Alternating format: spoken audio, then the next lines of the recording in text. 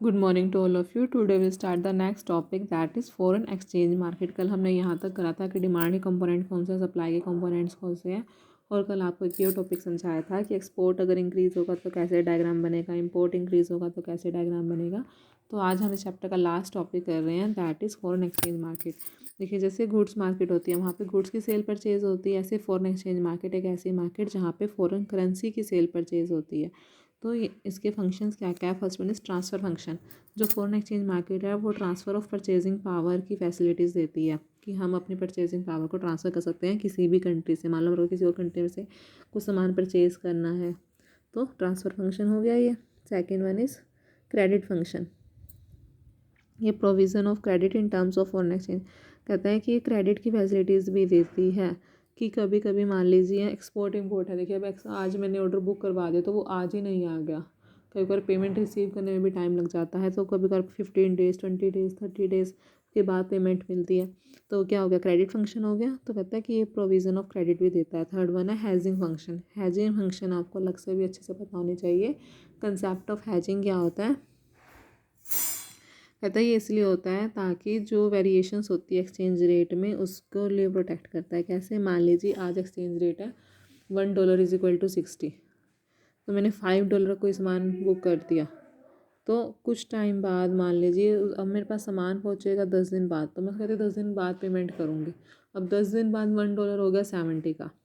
तो मैं क्या चाहूँगी, रेट कौन सा लगे जिस दिन मैंने ऑर्डर बुक किया था, और जिसने सामान दिया वो क्या चाहेगा कि वो रेट लगे जिस दिन उसके पास सामान मुझे मिला है कि $1 = 70 का। लेकिन इसलिए हम पहले से ही हैजिंग फंक्शन अडॉप्ट कर लेते हैं कि मतलब उस दिन जो मर्जी रेट हो भाई इस रेट पे ही ट्रांजैक्शन होगी। भाई हम लॉक कर लेते हैं टाइम पीरियड कि भाई एक्सचेंज रेट यही लगी। मान लीजिए मैंने कहा भाई एक्सचेंज रेट आज 60 की और सबको उम्मीद है कि डॉलर का रेट बढ़ने वाला है, तो हमने क्या करा, डॉलर का रेट मान लीजिए 65 के हिसाब से मैंने कहा उस दिन जो मर्जी रेट हो हम इस रेट पे ही ट्रांजैक्शन करेंगे। तो वो क्या होता है हमारा हैजिंग फंक्शन, कि जो हम फॉरेन एक्सचेंज में जितनी वेरिएशंस होती है उसको स्टॉप करता है, उसको लॉक कर देता है। उसके बाद है हमारे operations of foreign exchange market, spot market और फॉरवर्ड मार्केट। स्पॉट मार्केट नाम से पता चल रहा है जो स्पॉट ट्रांजैक्शंस के लिए होती है, करंट ट्रांजैक्शंस के लिए होती है। इसमें अगर पीरियड ऑफ ट्रांजैक्शंस की बात करें तो इसमें क्या है, डेली नेचर की होती है, इसमें कोई फ्यूचर डिलीवरी नहीं होती। और जो स्पॉट मार्केट में रेट ऑफ एक्सचेंज डिटरमाइन होती है उसको क्या कहते हैं हम, स्पॉट रेट ऑफ एक्सचेंज। जो फिक्स एक्सचेंज रेट में रेट डिटरमाइन होती है वो फिक्स रेट ऑफ एक्सचेंज। जो फ्लेक्सिबल से होती है फ्लेक्सिबल, जो स्पॉट मार्केट में होती है वो स्पॉट रेट ऑफ एक्सचेंज।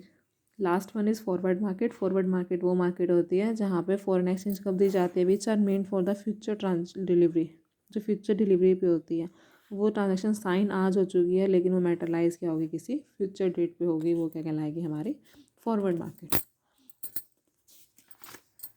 उसके बाद आता है कि इसकी करेक्टरिस्टिक्स क्या है। It only caters to forward transactions. कहता है ये स्पॉट ट्रांजैक्शन में डील नहीं करती है, ये फॉरवर्ड ट्रांजैक्शंस में डील करती है। And second one is it defines the forward exchange rate. ये फॉरवर्ड एक्सचेंज रेट डिटरमाइन करती है, जो इसमें रेट डिटरमाइन होती है उसको क्या बोलते हैं, forward exchange rate. Why are forward transactions contracted. Contracted क्यों होती जा रही है, क्यों, टू मेक स्पेक्यूलेटिव गेंस की वजह से, to avoid the risk of any adverse changes. कहता है कोई भी एडवर्स चेंजेस ना हो जाए एक्सचेंज रेट में, इस वजह से भी वो क्या होती जा रही है, अवॉइड करने के लिए उसको। उसके बाद डिफरेंस गिवन है स्पॉट मार्केट और फॉरवर्ड मार्केट में, ये आपको पता चले गया। स्पॉट मार्केट में हैजिंग नहीं अलाउ होती, सिर्फ फॉरवर्ड मार्केट में हैजिंग होती है। और बाकी उसका मीनिंग, जो उसमें रेट डिटरमाइन होती है वो स्पॉट रेट ऑफ एक्सचेंज, जो उसमें डिटरमाइन होती है वो फ्लेक्सिबल रेट ऑफ एक्सचेंज। तो ये था हमारा टॉपिक।